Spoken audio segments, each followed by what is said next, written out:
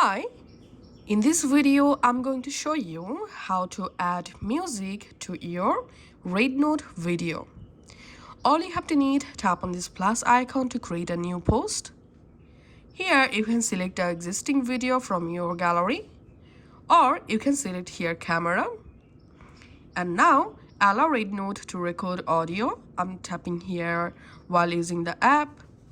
Now all you have to need, select your video and go ahead and hold down the record button to record your video.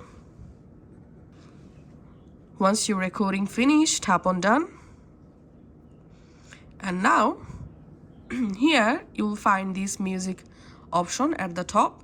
Tap on this music icon and it may take some moments to load music here. Now tap on library and here RedNote music library will open. Now you can go ahead and easily add any music from here. And now if you want to add local music from your device, just tap on import audio.